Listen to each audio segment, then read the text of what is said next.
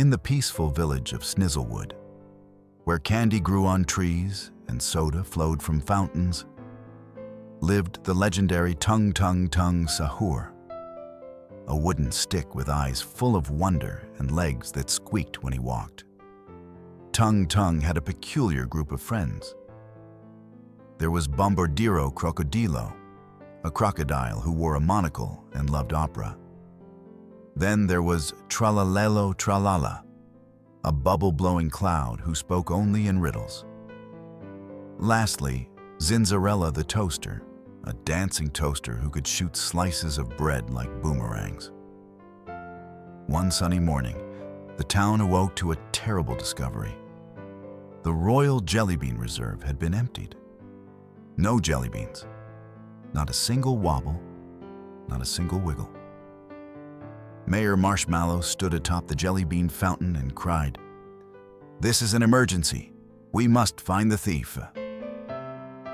In the curious little town of Blibberville, where the clouds were made of cotton candy and buses ran on banana peels, Tung Tung Tung Sakhure was brushing his teeth with whipped cream, as usual.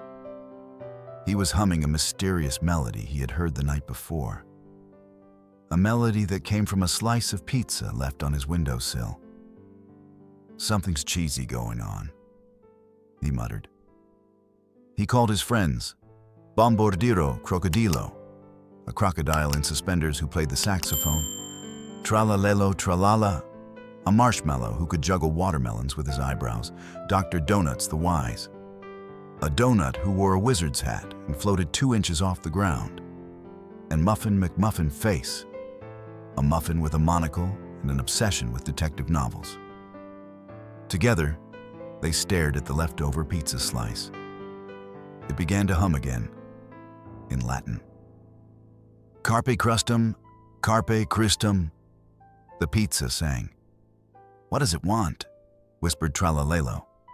"It's a clue," shouted Dr. Donuts, flipping through his mystical recipes of the forgotten bakery.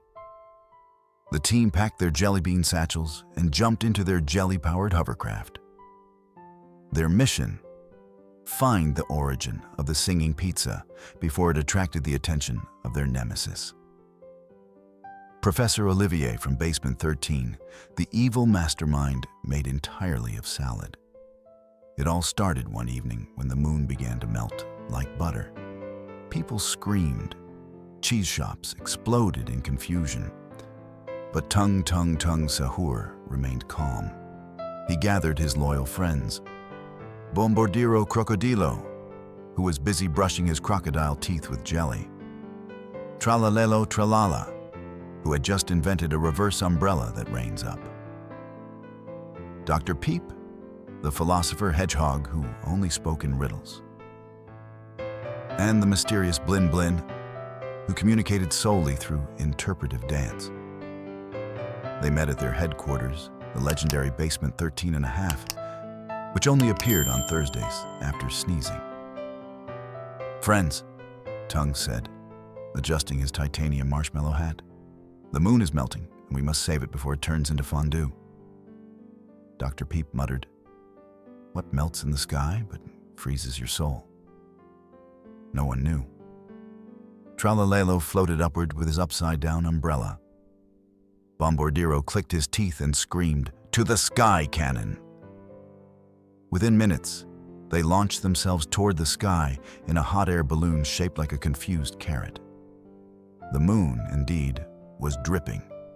Giant drops of lunar goo fell onto the streets, causing squirrels to speak fluent Latin. Once they reached the moon, they found the culprit. Professor Olivier from Basement 13, wearing a flamingo suit. "I wanted fondue," he cried, "but I aimed too high." After a tense dance battle between Blin Blin and Olivier, the villain surrendered, weeping into his pasta. The moon was patched with cold spaghetti, and order was restored. Back home, Tung Tung Tung Sakhure sipped mint tea and whispered, "Not all heroes wear shoes. Some wear banana peels." One warm afternoon in the whimsical land of Obodonia, Tung Tung Tung Sakhure stood on a giant rotating mushroom, holding a golden megaphone made from recycled trumpet fish. "Friends," he shouted dramatically, "today is the day. The Grand Pickle Parade begins." His voice echoed over the jelly bean hills and licorice lakes.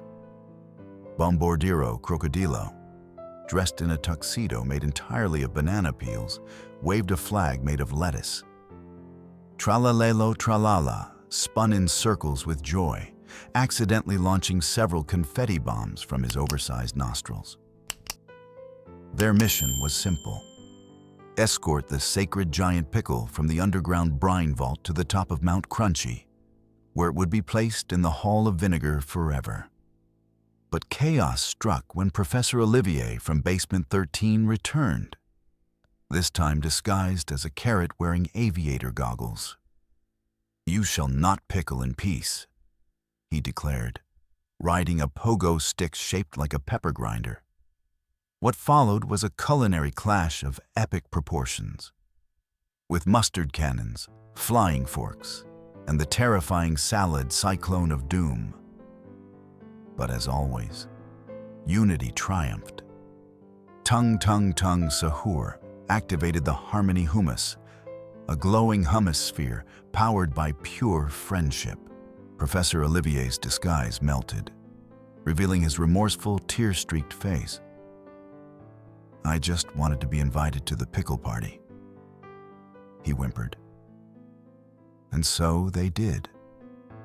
That day, the sacred pickle reached Mount Crunchy, and everyone, even villainous vegetables, danced under the falling Parmesan snow. The end. Or is it? It was early morning in Pastaville. The sun rose lazily over the hills of grated cheese, and spaghetti vines shimmered with dew. Tung Tung Tung Sakhure stood on top of the mozzarella tower, squinting through his telescope. "Something smells fishy," he muttered, though the smell was actually the anchovy market nearby. Suddenly, the town alarm rang, a giant spoon banging a saucepan. Emergency. Someone had stolen the sacred pasta scroll, the recipe that kept Pastaville's noodles from turning into rubber bands. Tung Tung quickly summoned his friends. Bomboidiro Crocodilo, a crocodile in a velvet tuxedo who spoke only in rhymes. Tralaleo Tralala, a mysterious figure who floated instead of walked and always carried an umbrella full of confetti. Flapjacula, a sentient pancake with syrup powers. Mayor Muffinhead, an old blueberry muffin with a monocle and a cane made of cinnamon stick. "To the spaghetti mobile," cried Tung Tung. The team piled in, and off they zoomed, their tires spinning like grated Parmesan wheels. The clues led them through the lasagna labyrinth, across the Alfredo Falls, and finally to the spicy meatball mountains, where they discovered a hidden hideout shaped like a giant ravioli. Inside, they encountered the villain, Professor Olivier, a sour salad genius from Basement 13, who believed pasta had too much influence over the world.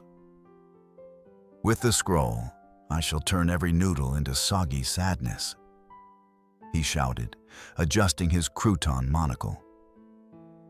But just as he was about to press the deboil button, Tralalelo opened her umbrella and released a blast of glitter confetti that confused the professor. Flapjacula slipped under his feet, and Bomboidiro delivered a rhyming karate chop. "You stole the scroll, that much is true. But Pastaville will deal with you." Tung Tung leapt forward, grabbed the scroll, and tossed it safely into Mayor Muffinhead's custard-filled hat. The hideout exploded into a puff of oregano, and the team rode back victorious.